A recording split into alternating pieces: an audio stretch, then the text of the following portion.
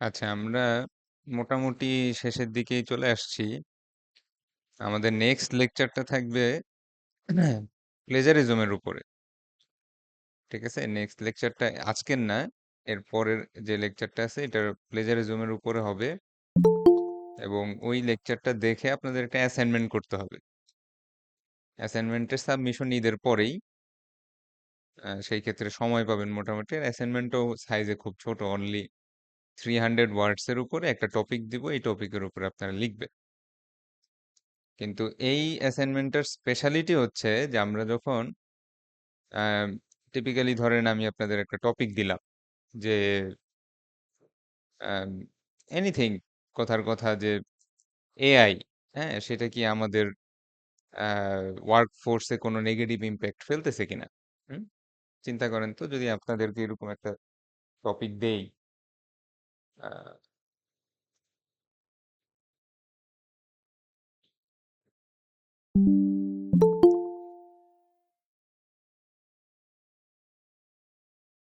ধরেন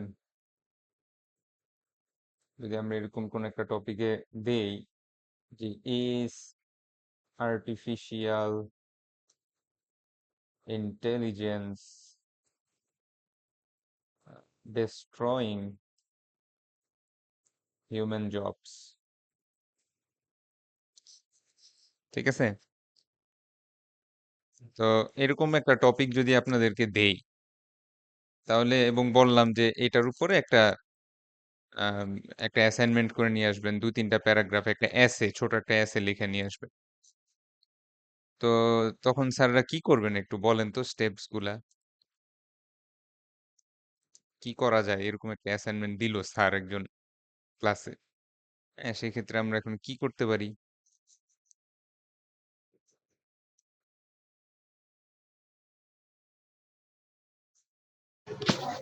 স্যার মানে এটা মানে আর্টিফিশিয়াল ইন্টেলিজেন্স মানুষের জবের ক্ষেত্রে যতটুকু আর কি ইম্প্যাক্ট ফেলতেছে আর কি। তো প্রথমত হইতেছে আমাদের একটু বিশ্লেষণ করতে হবে যে আর্টিফিশিয়াল ইন্টেলিজেন্সটা কি আর কি, এবং এটা প্রত্যেকটা সেক্টরে এর মানে কতটুকু ভ্যালু আছে বা কোন সেক্টরে মানুষের তুলনায় এটা একটু বেশি স্ট্রং। তো সেটার উপর ডিফাইন করে প্রত্যেকটা সেক্টরকে পার্ট বাই পার্ট বিশ্লেষণ করতে হবে। দেন তারপর হইতেছে হিউম্যানের কি কি করা আছে, বা আর্টিফিশিয়াল ইন্টেলিজেন্স মানুষ আবার কিভাবে ব্যবহার করবে জবকে বাঁচানোর জন্য বা জবকে স্ট্রং করার জন্য। না, তো আমি এইভাবে আমরা আমি বিস্তারিত বুঝতে লিখতে পারি পারছি স্যার। স্যার আপনি যেটা বলছেন। আমি বলতেছি আপনি অ্যাকচুয়ালি অ্যাসাইনমেন্টটা করবেন কিভাবে। যেমন আমি আপনাকে এই টপিকটা দিলাম, হ্যাঁ, এই টপিকটা দিয়ে এখন কথার কথা আমার তো 3 থেকে 4টা প্যারাগ্রাফ লিখতে হবে, ঠিক না?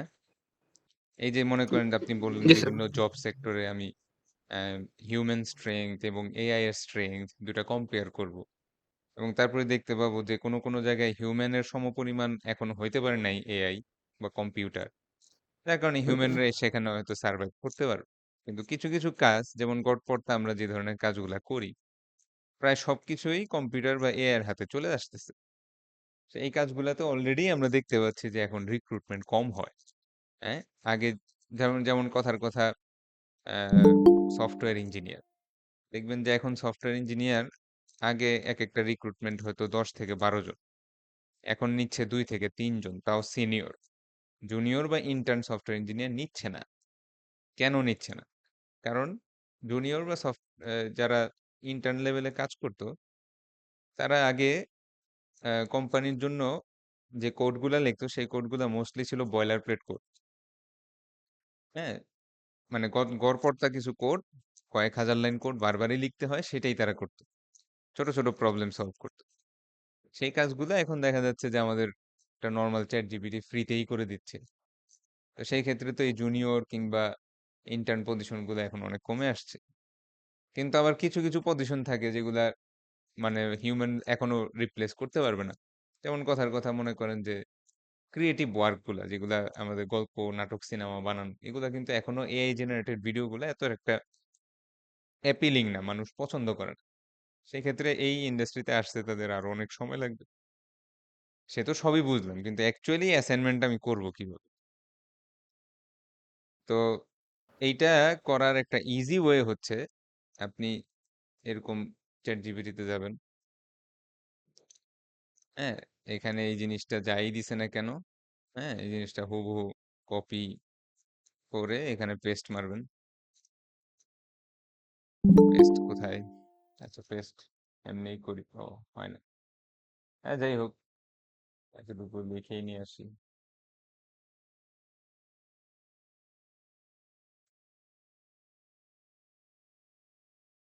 ঠিক আছে, এবং তারপরে একটু নিচে লিখলেন যে write me an essay of 300 ওয়ার্ডস। ঠিক আছে, এরকম লিখে এই বাটনটায় চাপ দিলেই, হ্যাঁ, সে সুন্দর মতো দেওয়া শুরু করবে। Define and refine on the spot, আচ্ছা বুঝছি, এগুলা সমস্যা নেই। তো এটা খুব সুন্দর আসছে আপনার কাছে, হ্যাঁ, এবং এটা মোটামুটি বেশ ভালো লেখা। বুঝতে পারছেন? মোটামুটি বেশ ভালো লেখা। এরপরে যেটা করবেন, এটা একটু কপি করে বিভিন্ন ওয়েবসাইট থাকে, যেমন কুইলবট, যেখানে আমরা মূলত এই কুইলবট প্যারাফ্রেজিং টুল, এখানে চলে যাব। তো এখানে আবার পেস্ট মারবো। ও, এটা না, এই ধরেন এই প্যারাগ্রাফটাই নিলাম, এই প্যারাগ্রাফটাই এখানে নিয়ে পেস্ট করব। আমি প্যারাফ্রেজ বাটনে চাপ দিব, এখানে যা আসবে না কেন, তারপরে এইটা কপি করব, কপি করে মাইক্রোসফট ওয়ার্ডে যাব, ওয়ার্ডে গিয়ে এখানে পেস্ট মারবো, এভাবে 4-5টা দিয়ে অ্যাসাইনমেন্ট জমা দিয়ে দিব, শেষ। ইজি স্যার আমরা কি সলিউশন। মানে মানে হাতে লিখতে হবে না? না মানে বললাম আর কি, হাতে লেখেন যাই করেন না কেন, এটাই তো ইজি সলিউশন, তাই না? স্যার আমরা মাইক্রোসফটে যদি ওইভাবে টাইপ করে বা একটা রেডি করে যদি ফটো কি করে দেবো, এভাবে দিব নাকি আমরা হাতে লিখে দেবো আর কি? অ্যাসাইনমেন্টের কথা একটু পরে চিন্তা করেন, ঠিক আছে? আমি বুঝাচ্ছি যে আমি আপনাদেরকে যদি এই টপিকটা দিতাম, যে এই টপিকে human is artificial intelligence destroying human jobs, তখন আপনারা যদি এখানে 30 জন থাকেন, তার মধ্যে 28 জন এই কাজটাই করবে, যে জি বিভিন্ন স্যার, কথা সত্য। বিভিন্ন এআই টুলে যাবেন। ধরেন এটা তো চ্যাট জিপিটি, আরো কয়েকটা আছে না, জেমিনি, হ্যাঁ, তারপরে ডিপসিক, তিনটা থেকে তিনটা করে নিলাম, ওর ফার্স্ট প্যারাগ্রাফ প্যারাফ্রেজ করলাম, ওর সেকেন্ড প্যারাগ্রাফ প্যারাফ্রেজ করলাম, এরপরে সাবমিট বাটনে চাপ দিলাম, দেখি বেটা কি করে, কিছু তো নাম্বার দিবে, এই তো নাকি মোটামুটি। আচ্ছা, তো এই জিনিসটারই আমরা নাম বলি প্লেজারিজম। প্লেজারিজম অর্থ হচ্ছে যে অন্যের ক্রিয়েটিভ ওয়ার্ক বা অন্যের কাজ নিজের বলে প্রেজেন্ট করা। ব্যাপারটা বুঝছেন? কারণ আমি যখন এই অ্যাসাইনমেন্টটা জমা দিব, তো এটার কাভার পেজে আমার নাম আইডি লিখবো না। হুম, আমি লিখবো না যে নেম তানজিল মাহমুদ, আইডি, হ্যাঁ, সিএসসি মনে করেন 1 2 3 4 5 6, এই যে কথাটা লেখলাম, সাথে সাথেই এটার মানে হচ্ছে যে এই লেখাটা আমার। এটা আসলে কি স্যার এই লেখাটা আমার? না হুম, স্যার। না। তো এইটা মোরলেস আমাদের বাংলাদেশে বা বিভিন্ন জায়গায় কোনো প্রবলেম নাও হইতে পারে, কিন্তু সমস্যাটা হচ্ছে এই জিনিসটা একটা একাডেমিক সেক্টরে আমরা যখন যাব, অর্থাৎ আপনারা যখন হায়ার এডুকেশনের জন্য বিদেশে বা ইভেন বাংলাদেশেও, যদি বাংলাদেশে কোনো ভালো জায়গায় মাস্টার্স বা আহ, ধরেন আমাদের দেশে তো পিএইচডি ওরকম হয়, বাট প্রাইভেট ইউনিভার্সিটির স্টুডেন্টদেরকে পিএইচডি করার আগে আগে একটা এমফিল করতে হয়। এমফিল করার পরে তারপরে পাবলিক বিভিন্ন বিশ্ববিদ্যালয়গুলোতে তারা পিএইচডি স্টুডেন্ট হিসেবে নেয়, বাট সেটা অনেক লম্বা জার্নি, ইভেন অনার্স লেভেলেও। ঠিক আছে, এই জিনিসটার নাম হচ্ছে প্লেজারিজম। অর্থাৎ আমি যেটা করলাম একটু আগে, আরেকজনের কাজ নিজের বলে চালাই দিলাম, এই জিনিসটাকে কি বলা হয়? প্লেজারিজম। এই জিনিসটাকে একাডেমিক ভাষায় একটা ক্রাইম হিসাবে কনসিডার করা হয়। একাডেমিক ল্যাঙ্গুয়েজে এটাকে একটা অপরাধ বা ক্রাইম হিসাবে ধরা হয়। এই ক্রাইমের শাস্তি কি কি হইতে পারে? এই ক্রাইমের শাস্তি হইতে পারে যে এই যে আপনি অ্যাসাইনমেন্টটা দিছেন, এই অ্যাসাইনমেন্টে তো 0 পাবেন। কিন্তু এই টোটাল হাম 2201 যে কোর্সটা আছে, এই পুরা কোর্সটাতেও আপনি ফেইল গ্রেড পাবেন। আপনার আগে কুইজ, মিড বা ফাইনালে যাই থাকুক না কেন। এটা হচ্ছে আপনারা যেকোনো বিদেশে কোনো ইউনিভার্সিটিতে আপনাদের বন্ধু-বান্ধব বা কাজিন কেউ যদি লেখাপড়া করে, তাদেরকে জিজ্ঞেস করে ভেরিফাই করতে পারেন। আচ্ছা প্লেজারিজম করলে বা অ্যাসাইনমেন্ট নকল করলে বলে এরকম শাস্তি দেয়। আচ্ছা ২ নাম্বার হচ্ছে এই যদি এটা আরেকবার করেন আপনার একাডেমিক লাইফে, তখন বেসিক্যালি আপনি যেই মাস্টার্স বা পিএইচডি প্রোগ্রামের স্টাডি করার জন্য ভিসা নিয়ে কষ্ট করে মনে করেন আমেরিকা, কানাডা, অস্ট্রেলিয়া বিভিন্ন কান্ট্রিতে গেছেন, সেই পিএইচডি বা মাস্টার্স প্রোগ্রামটাই আপনার ক্যানসেল হয়ে যাবে। টোটাল পিএইচডি বা মাস্টার্স যে প্রোগ্রামেই যান না কেন, সেই প্রোগ্রামটাই ক্যানসেল হয়ে যাবে।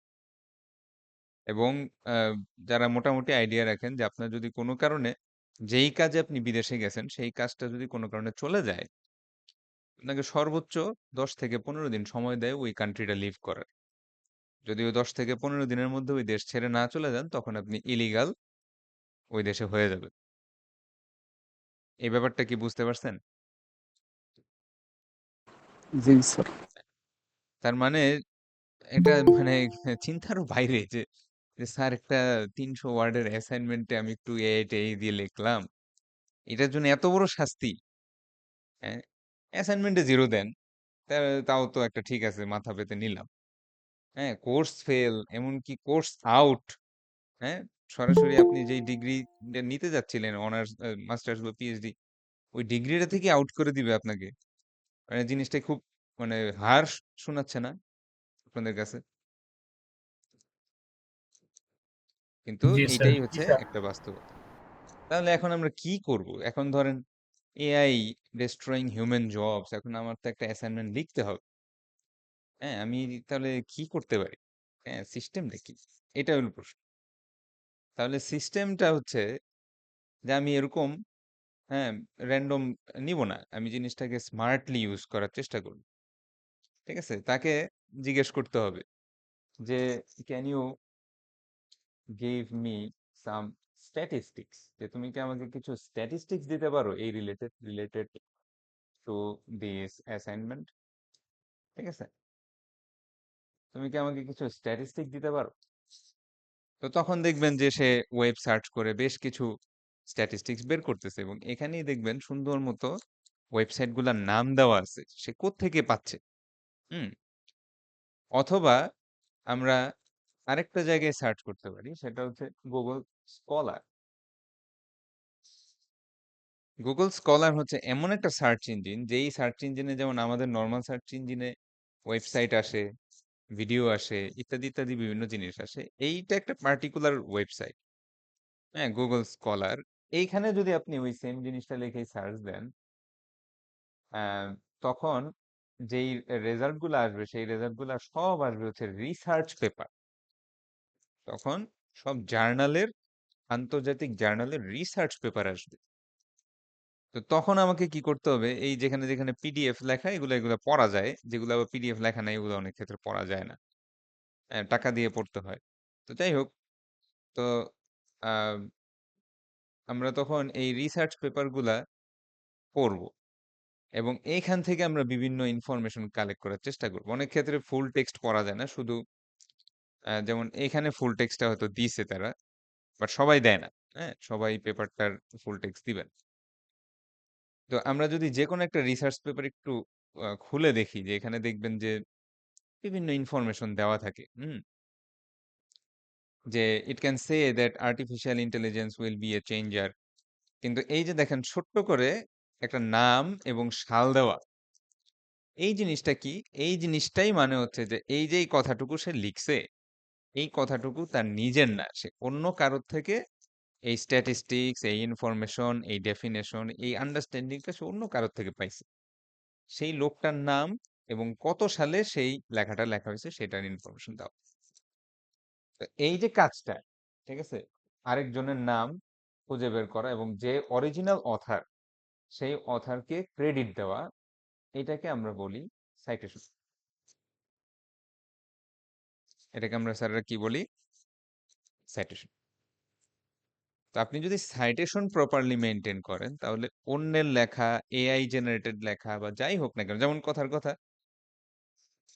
ধরেন এখানে লিখলো যে 14% workers have experienced job displacement due to AI, তার মানে হচ্ছে 100-র মধ্যে 14 জন এআই এর জন্য চাকরি হারাইছে, তাই তো? তো এই যে ইনফরমেশনটা আছে, এই ইনফরমেশনটা অবশ্যই আমাকে ভেরিফাই করতে হবে। আমি একটা বললেই তো আর হইলো না যে 100-র মধ্যে 14 জন জব হারাইছে। সেটার অরিজিনাল সোর্স আমাকে সাইটেশন সহ মেনটেন করে দিতে হবে। তখন কি হবে, ধরেন আপনার কোনো একটা লেখার ভিতরে আপনি এই ওয়ার্ডটা ইউজ করতে যাচ্ছেন, তো আপনি লিখতে পারেন, এরকম অনেক কিছুই লেখা যায়। আমি লিখলাম যে AI is a recent concern, ঠিক আছে? AI is a recent concern for কি বলবো, ফর জব রিপ্লেসমেন্ট। হুম, তারপরে ধরেন কথার কথা লিখলেন আহ,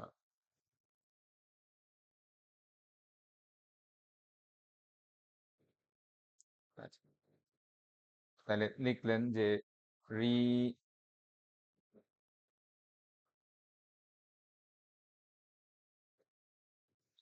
কি সমস্যা, researchers say that around 14 out of 100 people in 2025 have lost their jobs due to the exhaustive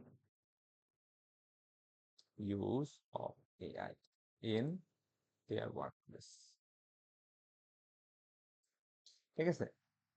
এবং এখানে অরিজিনাল যে অথার থাকবে, ধরেন কথার কথা অরিজিনাল অথারের নাম হচ্ছে জন অ্যাডামস বা সামথিং এরকম একটা নাম, তখন সেই ক্ষেত্রে আপনি অ্যাডামস 2024, এইভাবে যখন আমি ইয়াটা লিখবো, হুম,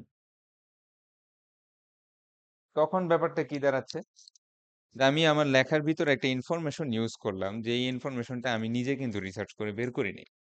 এরকম কোনো একটা রিসার্চ পেপার, কোনো একটা ওয়েবসাইট ভিজিট বা এআই টুল বা যেখান থেকে হোক আমি পাইছি।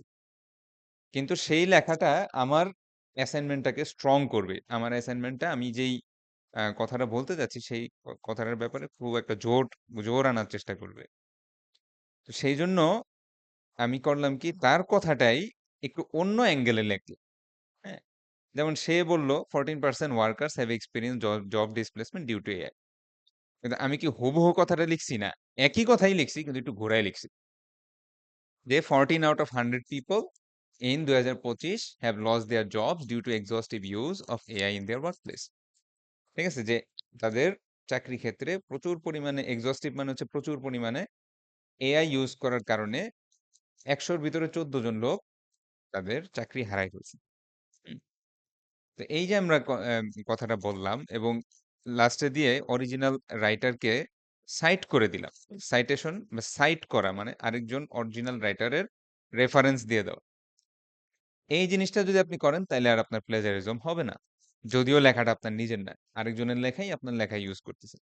এখানে এক লাইন লেখাও আমার নিজের না, ঠিক আছে? আমি নিজে লিখছি কিন্তু আমার নিজের মাথার থেকে বা আমার নিজের রিসার্চের স্টাডি এটা না। আমি আরেকজনের স্টাডি ইউজ করে আমার নিজের একটা অ্যাসাইনমেন্ট জমা দিচ্ছি। এইটা হচ্ছে প্রপার ওয়ে।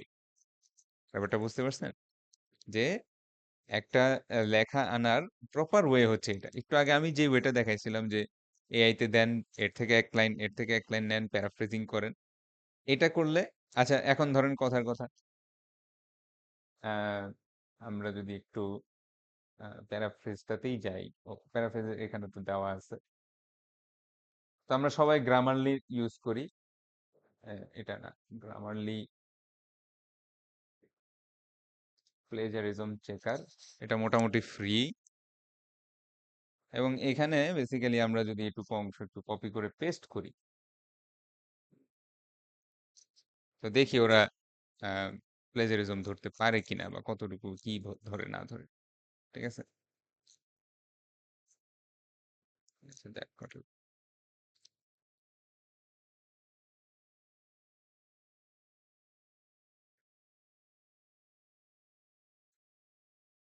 তো এই যে দেখেন যে এখানে আমাদেরকে বলছে 40% of your text matches external source.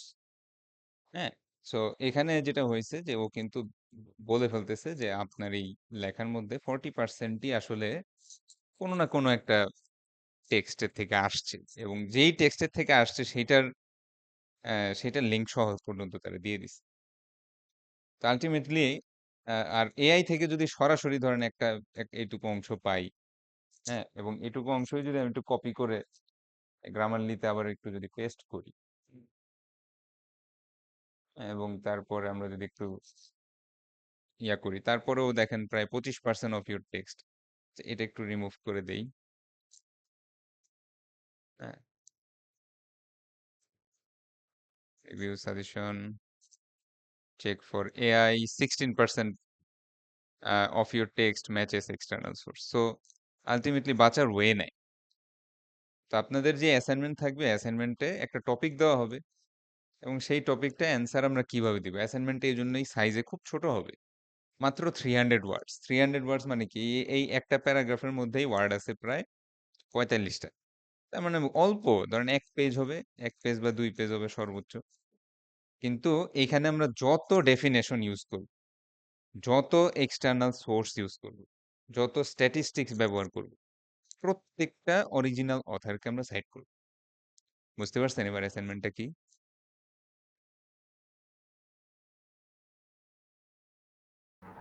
G sir. হ্যাঁ, এখন সাইটেশন করে কিভাবে, এটার উপরেই আমি আপনাদেরকে একটা অনলাইন লেকচার দিব, যেহেতু আমাদের এখন রোজার মাসের টাইম খুব কম থাকে। তো একটা জিনিস বুঝাইতে গেলেই দেখা যায় টাইম শেষ, তো এই জন্য আর দিব না। অনলাইন লেকচার আমি বানাই দিব, যাতে ওটা দেখে, ওটা একটু বড় হইতে পারে, 1-1.5 ঘন্টা বড় হইতে পারে, ওটার উপর আমরা ফলো আপ ক্লাসও নিব। আচ্ছা, আরো কিছু জিনিস একটু বলার আছে, সেটা হচ্ছে প্রথম কথা হচ্ছে যে আমরা 2টা চ্যাপ্টার পড়ছি, এবং আমার ফিজিক্যাল ক্লাসগুলোতে ওরা কিন্তু এই 2টা চ্যাপ্টারের উপর কুইজ দিছে, প্রাইভেসি এবং ইন্টেলেকচুয়াল প্রপার্টি। তো আপনাদেরও কুইজ নিতে হবে। এখন আপনারা কি আসতে পারবেন ইউনিভার্সিটি একদিন?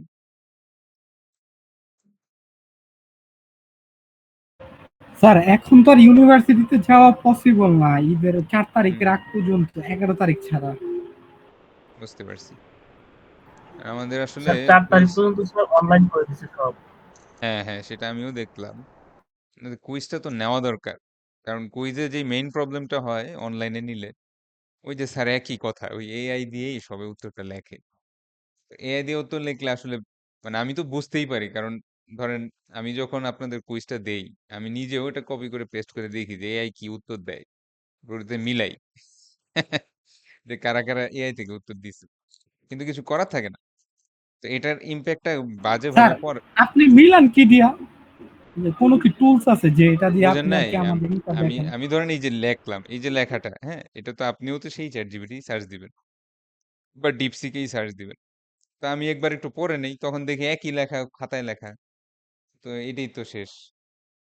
কিন্তু এটার নেগেটিভ ইম্প্যাক্টটা এবার বলি। নেগেটিভ ইম্প্যাক্টটা হচ্ছে আপনারা যখন ফিজিক্যাল এক্সামটা দিতে যান, যেমন মিড টার্ম দিলেন একটু আগে, কদিন আগে, তো এই মিড টার্মে তো তখন আর এআই বা মোবাইল তো স্যাররা ইউজ করতে দেয় না সহজে। যদিও অনেকে পায়ের চিপায় আমি দেখি মোবাইল লুকায় চ্যাট জিপিটি চালায়, কিন্তু তারপরেও এটা তো ইজি না। হ্যাঁ, দেখা যায় না ভালো মতো, শান্তি মতো দেখা যায় না, ঠিক না স্যার? স্যার আসলে অনেক কষ্ট হয়। হ্যাঁ, অনেক কষ্ট হয়, ভালো মতো শান্তি মতো দেখতে পারি না। তো এটার নেগেটিভ ইম্প্যাক্টটা খাতায় আসে। দেখা যাচ্ছে যে যেমন আমাদের মিড টার্ম ছিল 30-এর মধ্যে 12 হচ্ছে পাস মার্ক, 40% মার্ক, 3-4-এ 12। তো অনেকেই 12-র নিচে পেয়ে বসে আছে। ঠিক আছে, তো এটাই মেইন প্রবলেমটা। আসলে যদি আমরা নিজেরা নিজেরা একটু লেখার প্র্যাকটিসটা না করতে পারি, তখন হবে কি অ্যাকচুয়াল এক্সামের সময় রেজাল্টটা খুব খারাপ চলে আসে। তো এই জন্য আমি চাইছিলাম যে সেকেন্ড কুইজটা ফিজিক্যালি নিতে। আমি দেখি আরিফ স্যারকে আমি জিজ্ঞেস করছি যে এ ব্যাপারে আমি কি করতে পারি, উনি যদি কোনো সাজেশন দেয় আমি আপনাদেরকে জানাবো। সো একটা কুইজ হবে এই ব্যাপারে একটু মেন্টাল প্রিপারেশন রাখেন নেক্সট ক্লাসে। হ্যাঁ, সেটা অনলাইনে যদি বলে স্যার অনলাইনেই নিব, কিছু করার নাই। হ্যাঁ, আমাদের লাস্ট ক্লাস হবে 26 মার্চ 25 মার্চ পর্যন্ত। সো 22 তারিখের ক্লাসে একটা কুইজ হইতে পারে। একটা মেন্টাল প্রিপারেশন রাখেন, কুইজে কি টপিক থাকবে, কই থেকে পড়বেন, আমি সব লিখে দিব। ঠিক আছে? স্যার কুইজ কি এমসিকিউ টাইপ দিবেন? না না, আমাদের কুইজ তো সবই হচ্ছে একটু মানে স্টোরি টাইপের থাকে। একটা স্টোরি থাকে, সেখান থেকে আপনার আন্ডারস্ট্যান্ডিং লিখতে হয়। যেরকম আমরা মিট দিছি, আগে কুইজ দিছি, আগের গুলা দিছেন না? স্যার আমরা লিখে কি স্যার স্যার গুগল ওইটা ক্লাসরুমে তো সাবমিট করব? সিটি হ্যাঁ ভাবতাম। হ্যাঁ হ্যাঁ হ্যাঁ। সিটি আগে কি আগেও তো আমরা কুইজ 1 দিছিলাম। আমরা কি আগে একটা কুইজ দিছি না স্যাররা? জি স্যার, আগে একটা দেওয়া হয়েছে। হ্যাঁ, ওইরকমই সেম স্টাইল, মিট দিছেন সেম স্টাইল, একই জিনিস। একটু দেখে নেই। স্যার যদি 20। ফিজিক্যালি নেন তাহলে তো আপনার 21 তারিখে নিতে হবে। হ্যাঁ হ্যাঁ, বুঝি নাই। স্যার কুইজ যদি ফিজিক্যালি নেন তাহলে তো 21 তারিখে নিতে হবে। 22 তারিখে তো শনিবার, ওই দিন তো আর আমরা কেউ যাইতে পারবো না। হ্যাঁ, মানে 21 তারিখেও কি আপনারা আসবেন? কারণ আমাদের তো ওই যে এই না স্যার, আমাদের ক্লাস তো অনলাইন করে স্যার দিছে। হ্যাঁ, ক্লাস তো 21 সব তারিখ অনলাইন হয়ে আমাদের গেছে। ক্লাস অনলাইন হয়েছে। হ্যাঁ, সেটাই বলতেছিলাম, সেটাই বলতেছি। হ্যাঁ, আপনারা তো কুইজ দিছিলেন। কুইজের স্যার মার্ক এখানে অনলাইনে আছে। কি স্যার এমন কোনো পদ্ধতি তো নেওয়া যায় না সবাই যেন চ্যাট জিপিটি বা এআই আর কি ইউজ লাভ না করতে নাই পারে এরকম আসলে, পদ্ধতি? ইউজ করবেই। কারণ আমি আসলে প্রশ্নটা তো দিব একটা সার্টেন এআই। আসলে হয়েছে কি বর্তমানে এআই গুলা খুব দ্রুত আহ, খুব ভালো ডেভেলপ করতেছে। এটা 2 বছর আগে যখন আসছিল তখন তাও কিছুটা ভুল করতো, এখন দেখা যাচ্ছে নিখুঁত। হ্যাঁ, কয়দিন পরে দেখা যাবে যে আমার এই গ্রামারলি দিয়েও আমি ধরতে পারতেছি না। এখন তো তাও 60% ধরা যাচ্ছে, কয়দিন পরে তাও ধরা যাবে। তো এরকম ঝামেলাগুলা স্যার এটা থাকবেই। ইউজ করা তো স্যার ভালো। স্যার ইউজ ইউজ করা করা, ভালো না, তাহলে আমরা যেহেতু সিএসসি নিয়ে পড়তেছি আমরা এটা সম্পর্কে ভালো একটা জ্ঞান রাখতে পারবো, হ্যাঁ এটা যদি সেটা তো উত্তর আছে, দেয়। কিন্তু বেসিক্যালি এআই টুলগুলা ইউজ করার মেইন প্রবলেমটা যেটা, সেটা হচ্ছে আপনি নলেজটা আরেকজনের ধার করে ইউজ করতেছেন। ঠিক আছে? এটা আমার নিজস্ব অর্জিত নলেজ না। আমি নিজে যে কষ্ট করে রিসার্চ করে যে বের করব সেইটা না, বরং আরেকজনের লেখা আমি ব্যবহার করতেছি। এতে হয় কি আপনার ব্রেনটা একটু ঠান্ডা থাকে, মাথাটা একটু কম ব্যথা করে। এটার একটা লং টার্ম এফেক্ট হচ্ছে আপনি আস্তে আস্তে দিনে দিনে ডাম্ব এন্ড ডাম্বার হইতে থাকবে। আপনি থাকবেন ডাম, আপনার নেক্সট জেনারেশন আরো ডাম। এবং এরকম ডাম যদি হইতে থাকে, মানে বোকা যদি হইতে থাকে আমরা আস্তে আস্তে, এই যে বর্তমান দুনিয়ায় যত এরোপ্লেন, বিল্ডিং, যত টেকনোলজি যা দেখতেছেন না কেন, এগুলো আস্তে আস্তে হারায় যেতে থাকবে। আপনারা উল্টা প্রসেসে দৌড়াবে। মানে দিনে দিনে তো সায়েন্স টেকনোলজি উপরে ওঠার কথা ছিল, সেটা না হয়ে বরং ব্যাক সাইডে যাওয়া শুরু করবে। তখন দেখবেন যে, যেমন এখনো কিন্তু আছে মানুষ, কিন্তু দেখবেন যে এখন মানুষ অনেক সময় বোকার মতো কথা বলে। সায়েন্স কিংবা ফিজিক্স বা এই কেমিস্ট্রি, এই ন্যাচারাল যে ল গুলো আছে, এগুলা বিপরীতে কথা বলে। আমরা দেখি না অনেক সময় যে মানুষজন যেন দিনে দিনে বোকা হয়ে যাচ্ছে। এটার রিজনটাই হচ্ছে যে মানুষ আসলে জ্ঞানের চর্চা কমায় দিচ্ছে, টেকনোলজি ইউজটা বেশি করতেছে। টেকনোলজি আমাদের কাজ সহজ করে দিচ্ছে, কিন্তু এট দ্য সেম টাইম আমাদের কিন্তু ব্রেনটারও 12টা বাজতেছে। তো এটা কিন্তু হইলে হবে না। হ্যাঁ, এডুকেশনের মেইন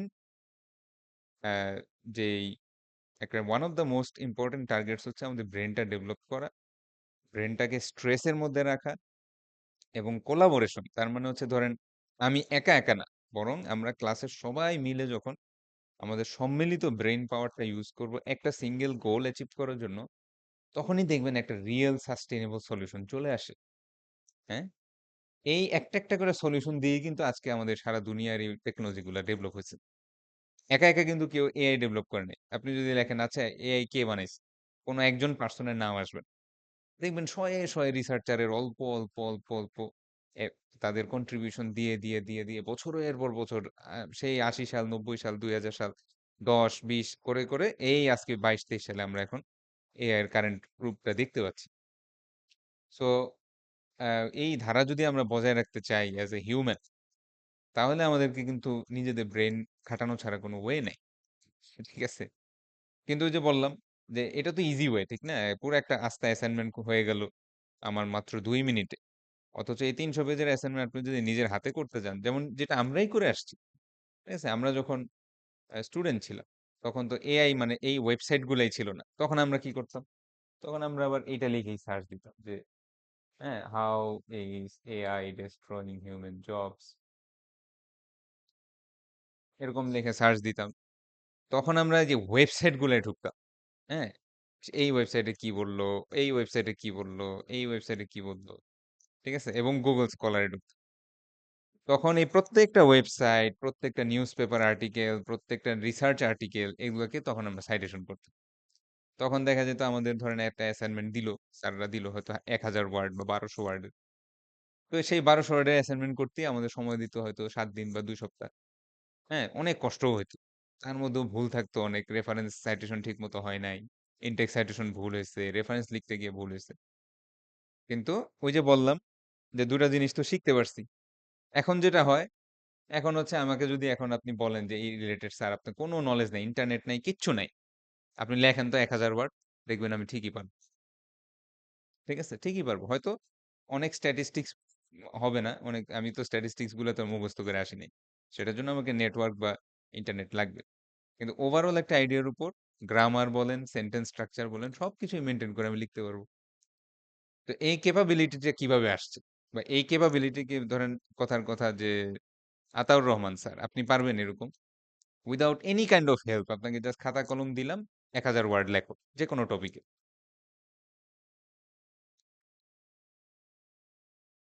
হুম।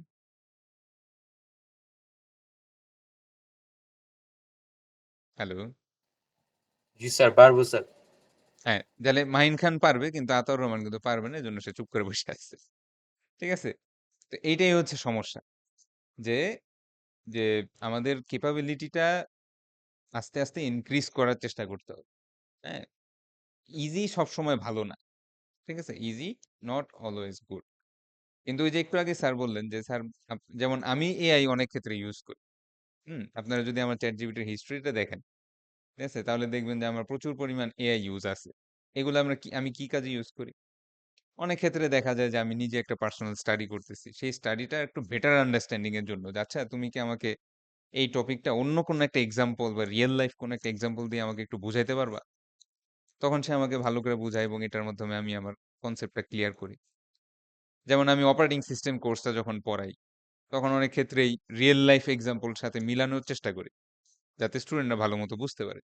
তখন এআই কে বলি যে আচ্ছা আমি এই টপিকটা স্টুডেন্টদের সামনে আরো বেটার ভাবে কিভাবে রিপ্রেজেন্ট করতে পারি, তুমি কি আমাকে কিছু আইডিয়া দিতে পারো? সে আমাকে হেল্প করে। সো পজিটিভ ব্যাপারে ইউজ থাকবেই, ব্যাপারটা বুঝছেন? পজিটিভ ব্যাপারে সবসময় জিনিসটা থাকবে। কিন্তু এই যে অ্যাসাইনমেন্ট করা, এক্সামের উত্তর দেওয়া, এগুলার জন্য আপনি যদি চ্যাট জিপিটি ইউজ করতে থাকেন, আপনার ব্রেন আস্তে আস্তে ডাম থেকে ডাম্বার হইতে থাকে, বোকা থেকে আরো বোকা হইতে থাকে, এবং একটা সময় দেখবেন যে আপনার ক্যাপাবিলিটি আগে যাও ছিল, আস্তে আস্তে তাও কমতেছে। তো এই জিনিসটা হতে দেওয়া যাবে না। আমাদের ব্রেন থাকতে হবে একদম শার্প, এবং প্র্যাকটিস করতে করতে আমাদের যাতে ক্যাপাবিলিটিটা হাই কোয়ালিটি অ্যাচিভ করতে পারি আমরা, সে ব্যাপারে চেষ্টা করতে হবে। আচ্ছা, মিজান আশরাফ স্যার বল। জি স্যার। স্যার এই যে হ্যান্ড রেজ করছিলেন যে, ও স্যার, আচ্ছা ওটা মনে হয় বলতে ভুল করে ফেলছি। চাচ্ছিলাম। জি স্যার। আচ্ছা, তো আমরা হচ্ছে ইন্টেলেকচুয়াল প্রপার্টির কয়েকটা টপিক একটু পড়ানো হয় নাই, যেহেতু সময়ের স্বল্পতা থাকে। আম, আচ্ছা, আপনাদের কি নন ডিসক্লোজার এবং নন কম্পিট পড়াইছিলাম? কেউ একটু বলতে পারবেন যারা লাস্ট ক্লাস করছিলেন? স্যার মনে হয় না। অন্য কেউ কারো কি মনে না আছে? স্যার। আচ্ছা আচ্ছা, ঠিক আছে। তার মানে হচ্ছে এই ট্রেড সিক্রেট থেকে আর পড়াইনি। প্যাটেন্ট আর কপিরাইটের পার্থক্য পড়াইছিলাম। জি স্যার। আচ্ছা আচ্ছা, জি স্যার, কপিরাইটের প্যাটার্ন পড়ানো। কতগুলো পার্থক্য আমি বের করে করে দিয়েছিলাম। তাহলে ট্রেড সিক্রেট মনে আছে কার কার? ট্রেড জি স্যার, সিক্রেট কি মনে আছে। জিনিস বলেন তো একটু সহজ বাংলায়। স্যার ওই যে মানে যে কোনো একটা কোম্পানির প্রতিটা জিনিসের একটা সিক্রেট থাকে, যেমন কোকা কোলা কোম্পানির নিজেদের একটা সিক্রেট আছে, সাপোজ আমি যদি বলতে চাই স্কয়ার কোম্পানি যে সে ওষুধটা বানাচ্ছে তারও একটা সিক্রেট আছে যেটা কিনা বাইরের লোক জানে না, একমাত্র হ্যাঁ, তার ভিতরের লোকজন ছাড়া আর কি। লোকজন জানে। Very good. আচ্ছা, তাহলে ট্রেড সিক্রেট হচ্ছে প্রত্যেকটা বিজনেস আমরা বুঝি, সবাই যারা ব্যবসা করি, চাকরি করি, সবাই তো ব্যবসার সাথে জড়িত। চাকরি করলেও তো আপনি কোনো না কোনো ব্যবসা প্রতিষ্ঠানের পক্ষে চাকরি করেন। তো প্রত্যেকটা কোম্পানিরই কিছু সিক্রেট ইনফরমেশন থাকে। হইতে পারে সেটা সাপ্লায়ারের কন্ট্রাক্ট, হইতে পারে আপনি আপনার বাইং প্রাইস কত, একটা জিনিস কত দামে কিনেন, কয় টাকায় সেল করেন, এই ধরনের ইনফরমেশন হইতে পারে। অথবা ইন্ডাস্ট্রিয়াল প্রসেস, যেমন এই যে স্যার বললো স্কয়ার কোম্পানি, মনে করেন কথার কথা একটা পার্টিকুলার ওষুধের ফর্মুলা, সেই ওষুধটা সে কিভাবে বানায়, এটার যে প্রসেস, এই জিনিসগুলা যদি অপোনেন্ট কোনো কোম্পানি জানতে পারে তাহলে কিন্তু তার অনেক ক্ষতি হবে। তো এই ট্রেড সিক্রেট, এইটা এক্সপোজড হওয়ার বা ফাঁস হওয়ার একটা অন্যতম ওয়ে হচ্ছে কি এমপ্লয়ি যারা থাকে তারা যদি চাকরি চেঞ্জ করে। হুম? যেমন আম, স্যারদের মধ্যে জব করেন কারা কারা, কেউ একজন একটু বলেন তো। চাকরি করি আমরা। স্যার 70%ই আমরা জব করি। জব করেন স্যার, কি হ্যাঁ, করেন জাভেদ ওমর স্যার? জি স্যার। আচ্ছা, তাহলে আপনার কোম্পানিতে এমন কিছু লোক আছে না যে যারা দীর্ঘদিন অভিজ্ঞ এবং খুব ইম্পর্টেন্ট কাজ করে ভালো বেতন পায়, এবং দেখা যায় যে আপনি যেই রিলেটেড কাজ করেন সেই ব্যাপারে অনেক ইনফরমেশন জানে, এরকম থাকে না জি আপনার স্যার। কোম্পানির? জি স্যার। এমনকি আপনি নিজেও হইতে পারেন। আচ্ছা, তো এই ধরনের লোকগুলা যখন চাকরি চেঞ্জ করে, চাকরি যখন তারা সুইচ করে, তখন ইনএভিটেবলি আপনি চান কি না চান ওই কোম্পানির ইনফরমেশন আরেক কোম্পানিতে চলেই যাচ্ছে। ব্যাপারটা বুঝছেন? ওই কোম্পানির ইনফরমেশন আরেকটা কোম্পানিতে চলেই যাচ্ছে। এইটা ঠেকানোর জন্য কোম্পানি যখন আপনার সাথে একদম শুরুতে যখন আপনি চাকরি নিবেন, আম, হ্যাঁ, যখন আপনি জব নিবেন, তো তখন এই দুই ধরনের এগ্রিমেন্ট সাইন করে আপনার সাথে। একটা এগ্রিমেন্ট হচ্ছে নন ডিসক্লোজার, আর আরেকটা এগ্রিমেন্ট হচ্ছে নন কম্পিট। নন ডিসক্লোজার এবং নন কম্পিট, স্যাররা কি আগে নাম শুনছেন এই দুইটার? না স্যার।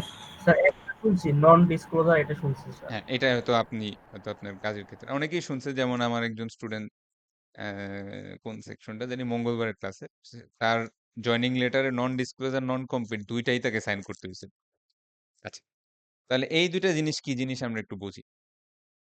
নন ডিসক্লোজার হচ্ছে যে আপনি যতদিন এই কোম্পানিতে কর্মরত আছেন, ততদিন কোনো ধরনের কোম্পানি সিক্রেট কারোর সাথে শেয়ার করতে পারবেন না। এইসব সিক্রেট ইনফরমেশন নিয়ে গল্প করতে পারবেন না, এমনকি এটা যে সিক্রেট এটাও কাউকে বলতে পারবেন না। ব্যাপারটা কি বুঝতে পারছেন? অর্থাৎ কর্মরত অবস্থায় আপনি কখনোই কোম্পানির কোনো সিক্রেট ইনফরমেশন আরেকজনের কাছে বিক্রি কিংবা শেয়ার বা এই ধরনের কোনো কাজ করতে পারবেন না। যদি করে থাকেন তাহলে তাহলে কোম্পানি আপনার নামে একটা বিশাল অ্যামাউন্টের মামলা বা জরিমানা করার রাইটস রাখে। বুঝতে পারছেন তাহলে নন ডিসক্লোজার কি জিনিস? জি স্যার। আচ্ছা, তাহলে যেমন কথার কথা যে মনে করেন যে আইফোনের কোনো একটা ফিচার, সেটা এখনো তারা পাবলিকলি মার্কেট করে নাই বা মানুষকে জানায় নাই, কিন্তু এখন আইফোনের একজন সফটওয়্যার ইঞ্জিনিয়ার বা একজন প্রোডাক্ট ম্যানেজার জবটা সুইচ করে গুগলে চাকরি নিচ্ছে, এবং আইফোন দুদিন পরেই দেখলো যে গুগল তাদের এই সিক্রেট ফিচারটা, যেটা এখনো আসে নাই, সেই ফিচারটা মার্কেট করা শুরু করছে। তখন তারা বুঝবে না যে এটা কার মাধ্যমে হইলো? হুম। জি স্যার, বুঝবে। হ্যাঁ, তারা খুব সহজেই বুঝবে যে এটা তো আমরা ভিতরে ভিতরে ডেভেলপ করছি, তারা এটা কিভাবে বুঝতে পারলো। তখন সেই এমপ্লয়ির নামে কিন্তু তারা একটা স্ট্রং ল সুট মামলা করতে পারে বা স্ট্রং একটা জরিমানার ব্যবস্থা করতে পারে। আচ্ছা, এবার আসে হচ্ছে নন কম্পিট। নন কম্পিট মানে হচ্ছে যে আপনি যখন চাকরি ছাড়বেন, তখন সিমিলার ইন্ডাস্ট্রিতে অপোনেন্ট কোনো ব্র্যান্ডে সরাসরি জয়েন করতে পারবেন না। সিমিলার ইন্ডাস্ট্রিতে আপনার কম্পিটিং ব্র্যান্ডগুলোতে সরাসরি জয়েন করতে পারবেন না। ব্যাপারটা কি বুঝছেন? তার মানে কি মাইক্রোসফট থেকে চাকরি ছেড়ে ডাইরেক্ট গুগলে যাওয়া যাবে না। এবং এটার একটা নির্দিষ্ট পরিমাণ সময় থাকে, ধরেন কথার কথা 6 মাস বা 1 বছর এরকম। তাহলে নন কম্পিট মানে কি, আমি যদি চাকরি ছাড়তে চাই, যেমন স্যারেরা কে কোথায় চাকরি করেন, কোন একটা কোম্পানির নাম বলেন।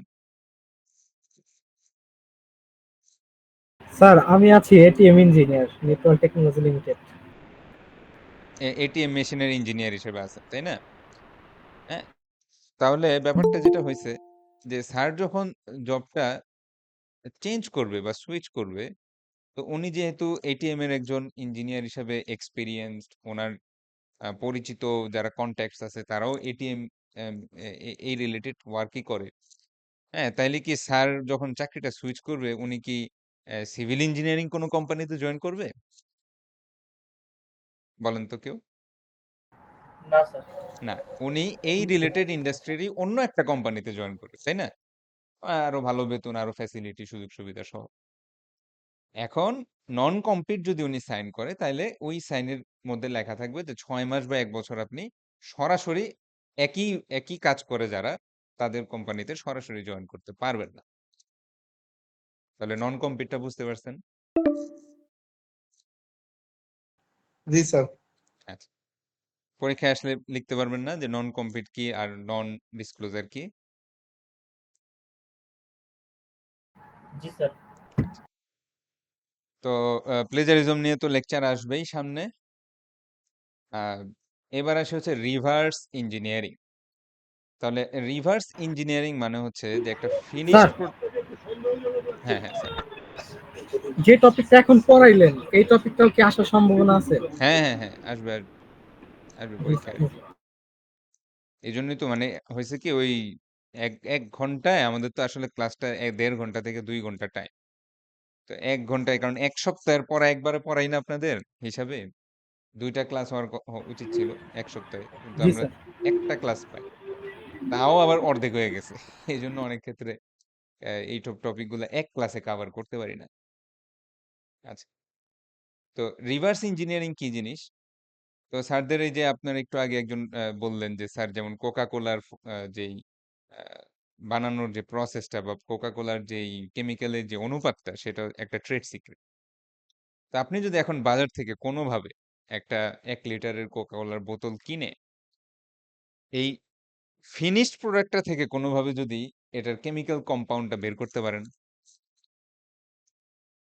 হুম, মনে করেন একটা ল্যাব বা কিছু একটা এস্টাবলিশ করলেন, সেখানে কোকা কোলা ঢেলে ওইখান থেকে আপনি বের করলেন যে আসলে কোন কোন জিনিস কত অনুপাতে আছে, এবং সেটা থেকে যদি আপনি ভিতরে ট্রেড সিক্রেটটা নিজে নিজে ডেভেলপ করতে পারেন কোকা কোলার হেল্প ছাড়াই, সেই জিনিসটার নাম হচ্ছে রিভার্স ইঞ্জিনিয়ারিং।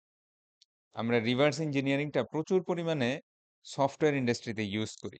আমরা যখন সফটওয়্যার ডেভেলপ করি, তখন আমরা প্রচুর পরিমাণে রিভার্স ইঞ্জিনিয়ারিং ইউজ করি। তো এই যে রিভার্স ইঞ্জিনিয়ারিং, এটার মাধ্যমে যেটা করা হয়, আপনি চাইলে সফটওয়্যারের সোর্স কোড মেশিন ল্যাঙ্গুয়েজ থেকেই বের করে নিয়ে আসতে পারেন। হ্যাঁ, উদাহরণটা বলি, যেমন ধরেন কথার কথা আমি যে ব্রাউজারটা চালাচ্ছি, হ্যাঁ, বা আমি যে অপারেটিং সিস্টেম, উইন্ডোজ অপারেটিং সিস্টেমটা চালাচ্ছি, এটার কোড কি আমার কাছে আছে? সি বা সি প্লাস প্লাস কোডটা কি আমার কাছে আছে? হুম, না কোম্পানিটা, যা। হ্যাঁ, এটার কোডটা আমার কাছে নাই, কোম্পানি এটা হাইড করে রাখছে। কিন্তু রিভার্স ইঞ্জিনিয়ারিং ব্যাপারটা অনেকটা এরকম যে আপনি একটা ফিনিশড প্রোডাক্ট, হ্যাঁ, যেটা আপনাকে একটা এক্সিকিউটেবল ফর্মে দেওয়া হয়েছে, মেশিন ল্যাঙ্গুয়েজে দেওয়া হয়েছে, হ্যাঁ, আপনাকে মেশিন কোড দেওয়া হয়েছে, কিন্তু আপনি বিভিন্ন টুলস ইউজ করে এই মেশিন কোড থেকে চাইলে আহ, আপনি সোর্স কোড বের করে ফেলতে পারেন। আপনি চাইলে সোর্স কোড ডেভেলপ করে ফেলতে পারেন। আর এই সোর্স কোড পেয়ে গেলেই তো কাজ শেষ। তখনই তো আমি বিভিন্ন অ্যালগোরিদম, তারপরে বিভিন্ন কোডিং টেকনিক্স বা বিভিন্ন অপটিমাইজেশন টেকনিক্স গুলো জেনে ফেলতে পারলাম। বাস, আমার আর মাইক্রোসফটের অনুমতি নেওয়ারও দরকার নাই, আমি নিজেই একটা অপারেটিং সিস্টেম বানায় ফেলতে পারবো। ঠিক না স্যার? অবশ্যই স্যার। তাইলে রিভার্স ইঞ্জিনিয়ারিং এটা একটা এথিক্যাল ইস্যু, যে অনেকটা এরকম যে আমি যে চুরি করছি সেও জানবে না। হ্যাঁ, অর্থাৎ যেমন মাইক্রোসফটই অনেক আহ, আহ, তারা প্রোডাক্ট হচ্ছে রিভার্স ইঞ্জিনিয়ারিং এর মাধ্যমে তাদের নিজস্ব প্রোডাক্ট তৈরি করছে। অর্থাৎ অলরেডি বাজারে রানিং একটা এস্টাবলিশড প্রোডাক্ট আছে, সেই প্রোডাক্টটা মেশিন কোড থেকে তারা সোর্স কোড ডেভেলপ করার চেষ্টা করে। তো এই জিনিসটার নাম হচ্ছে রিভার্স ইঞ্জিনিয়ারিং। এটা আমাদের আইপি রিলেটেড একটা এথিক্যাল ইস্যু। আচ্ছা, যেমন একটা খুব কমন রিভার্স ইঞ্জিনিয়ারিং আপনাদেরকে দেখাই, যেমন ধরেন এই যে এই ওয়েবসাইটটা। তো আমরা এটা অনেকেই ইউজ করি যারা ওয়েবের কাজ করেন, যে ইনস্পেক্ট একটা বাটন আছে। এই ইনস্পেক্ট বাটনটা আপনি যদি যান, তখন কিন্তু এই টোটাল ওয়েবসাইটে যে এইচটিএমএল এবং সিএসএস কনস্ট্রাক্ট আপনার কাছে চলে আসে। দেখছেন খেয়াল করে? জি স্যার, জি কোন স্যার। জায়গায় তাহলে কতটুকু বর্ডার আছে, উইডথ হ্যাঁ, আছে, কোন কালার জায়গায় আছে, কি সব আছে দেখা না যায়। আছে সব। তাহলে এইগুলা দেখে আমি খুব ইজিলি, ধরেন আমার যদি এই সেকশনটুকু ডেভেলপ করতে হয়, হ্যাঁ, বা এটা কিভাবে করতে হয় সেই অংশটা আমি ইজিলি একটা আইডিয়া করে নিতে পারি না নিজে ব্রেনের উপর চাপ না দিয়ে। জি তো স্যার। এরকমই হচ্ছে, জিনিসটার নাম হচ্ছে রিভার্স ইঞ্জিনিয়ারিং। ঠিক আছে? অর্থাৎ মেশিন কোড, আপনার যেটা বাইনারি এক্সিকিউটেবল কোড, সেখানে কিন্তু কিচ্ছু বোঝার উপায় নাই সি বা সি প্লাস প্লাসে কি কোড লেখা ছিল। আপনি সেখান থেকে এখানেও চলে আসতে পারেন। তাহলে এটা হচ্ছে রিভার্স ইঞ্জিনিয়ার। আর এখন একটা প্রশ্ন হলো, হ্যাঁ, সামহাও ফন্টে কিছু একটা আছে, বাট আমি ব্যাকএন্ডে সেম হয়ে গেছে আমার, আমি ওটা কপি করতে চাইনি বা আমি নিজস্বই করছি স্যার, ওটাও কি হবে এরকম? না, আমি আপনাদের যখন সফটওয়্যারের কপিরাইট পড়াচ্ছিলাম, তখন আমি একটা জি। কথা বলছিলাম যে কাটাকুটি গেম, এটা লজিকটা স্যার সবারই সেম। হ্যাঁ হ্যাঁ আপনারও স্যার সেম, বলছি। আমিও সেম। হ্যাঁ, সেই ক্ষেত্রে ব্যাকএন্ডের লজিকটা কিন্তু দুজনেরই সেম। এখন কিন্তু কেউ দাবি করতে পারবে না যে এই ও আমার কাটাকুটি গেম নকল করছে। ঠিক আছে? হুম, কিন্তু হবে কি, যদি ধরেন এই যে কাটাকুটি গেমের গ্রাফিক্সটা, কালারটা, ধরেন একটা অ্যানিমেশন হচ্ছে, অ্যানিমেশনের সাথে একটা সাউন্ড ইফেক্ট আছে, প্রত্যেকটা জিনিস সেম। হ্যাঁ, দুইটা কিন্তু কোম্পানি দুইটা দুই রকম। তখন কিন্তু স্বাভাবিকভাবেই প্রথম কোম্পানিটা বলবে যে সে আমারটা হুবহু কপি করছে। বুঝতে পারছেন না জি স্যার? স্যার বুঝতে পারছি, জি ওই স্যার বুঝতে সময়ই পারছি। সে কপিরাইট স্ট্রাইকটা দিবে, যে ধরেন কথার কথা যে প্লে স্টোর বা গেম স্টোর থেকে তোমার এই গেমটা সরায় নিতে হবে, এবং তখন ওরা সরায় নিবেও। এখন লাস্ট একটা টপিক পড়বো, এটা হচ্ছে ওপেন সোর্স কোড। স্যাররা নাম শুনছেন কিনা আগে কখনো একটু বলেন, ওপেন সোর্স। জি স্যার, শুনছি। হ্যাঁ, ওপেন সোর্স কোড হচ্ছে এই যে একটু আগে যেটা বললাম, রিভার্স ইঞ্জিনিয়ারিং এর মেইন সমস্যা হচ্ছে কোডগুলো হাইড করা, এই কোডগুলো আরেকজন যাতে না দেখতে পারে। কিন্তু ওপেন সোর্স কোড হচ্ছে উল্টাটা, সে কোড সহ দিয়ে দিছে এবং সে বলে যে আপনি যে কোনো ধরনের মডিফিকেশন করতে পারেন, কোনো সমস্যা নাই, ইউ আর ওয়েলকাম। তো এরকম কিছু সফটওয়্যার আছে, যেমন 7zip, যেমন ফায়ারফক্স ব্রাউজার, হ্যাঁ, যেমন ব্লেন্ডার 3D, এটা হচ্ছে 3D মডেল ডেভেলপমেন্ট বানানোর জন্য আমরা ইউজ করি, 3D ম্যাক্স এর মতো। যেমন আমাদের অপারেটিং সিস্টেমের মধ্যে লিনাক্সের অপারেটিং সিস্টেমে কয়েকটা ডিস্ট্রিবিউশন ওপেন সোর্স, সবগুলা না, কয়েকটা ডিস্ট্রিবিউশন ওপেন সোর্স থাকে। আপনি একদম সোর্স কোড সহ পাবেন, চেঞ্জ করতে পারেন, কোনো সমস্যা নাই। তা আমার প্রশ্ন হচ্ছে যে এত কষ্ট করে সফটওয়্যার বানায় সেই জিনিসটা কোড ওপেন করে দেওয়ার দরকার কি?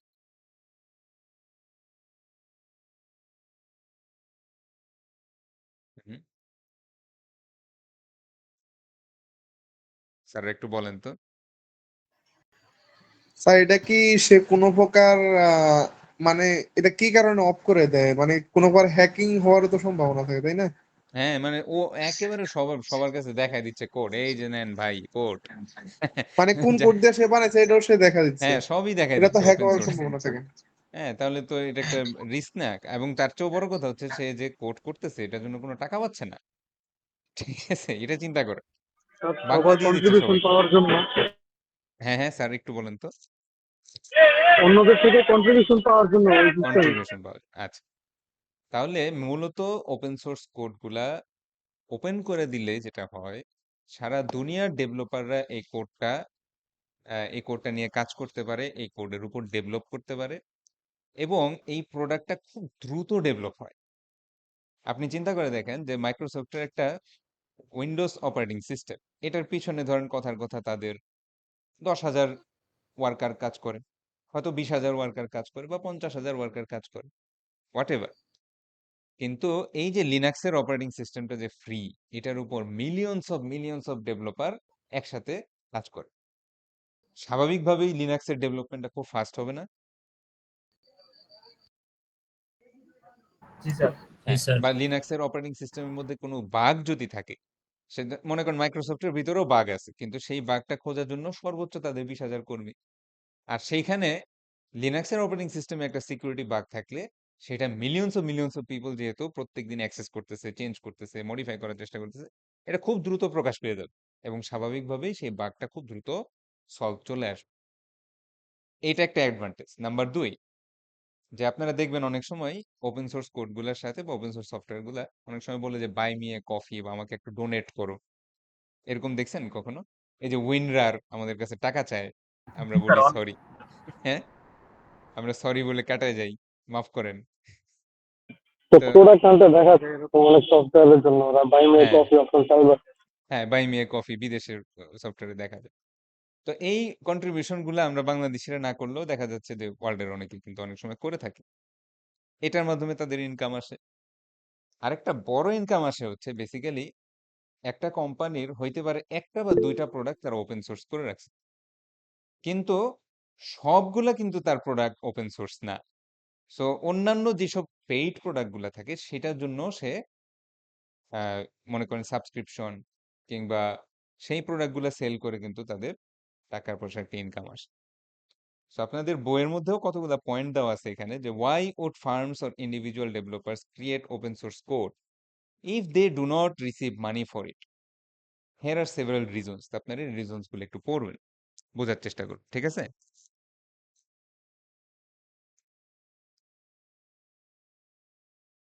হ্যালো, জি স্যার। আচ্ছা, জি স্যার ওকে, তাহলে আমরা অ্যাটেন্ডেন্সটা দিয়ে দেই যেহেতু ক্লাস আর 5 মিনিট চলবে। Kamrun Nahar, present sir. Yasmin Akter, present sir. Mahmudul Hasan, Mumtahina Haque Zarin. Sir Mahmudul Hasan আসিলাম। আচ্ছা আচ্ছা আচ্ছা আচ্ছা আচ্ছা, দিলাম। জারিন নাই। মুসলিমা বিনতে হাসান, আচ্ছা। Saimul Haque, yes sir. Mehedi Hossain, Girishchandra Howlader, yes sir. Siamul Islam Payel, Mehedi Hasan Pranto, yes sir. Ragib Ishrak, Tanvir Ahmed, present sir. Lamia Akter Runa,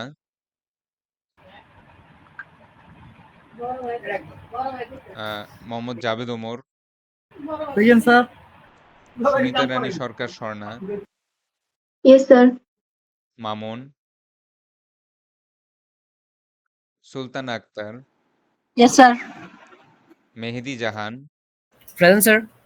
আমির Hossain, present sir Hannan Ali, present sir.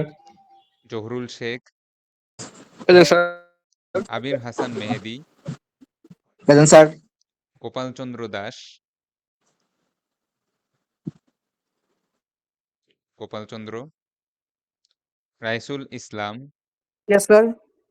Sabbir Ahmed Sifat, yes sir Moshiur sir Rahman, Raisul Islam আছে স্যার। হ্যাঁ দিস, রাইসুল ইসলাম দিস, মশিউর রহমান,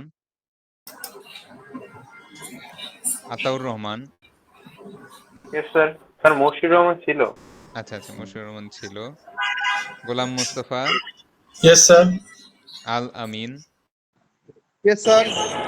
জিশান মৃধার Payel, yes sir. Mizan Ashraf. Yes sir. কারোটা মিস গেছে বা আগে ছিল? আচ্ছা, তাহলে আজকের ক্লাসে কোনো কোয়েশ্চেন বা কনফিউশন?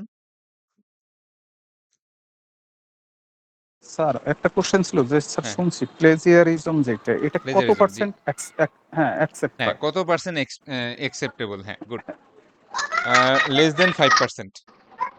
আমাদের অ্যাসাইনমেন্টে লেস দেন 5% হচ্ছে অ্যাকসেপ্টেবল রেট অফ প্লেজারিজম। কারণ হয় কি, আপনি কিছু লিখলেও কিছু না কিছু তো মিলেই যায়। হ্যাঁ, আপনি নিজের থেকেই লিখছেন, কোনো এআই টেআই কিচ্ছু না, আপনি নিজে থেকে লিখছেন, তারপরেও দেখা যাচ্ছে যে একজন মানুষের লেখা স্টাইলের সাথে আরেকজন মানুষের লেখা স্টাইল একটু মিলতেই পারে।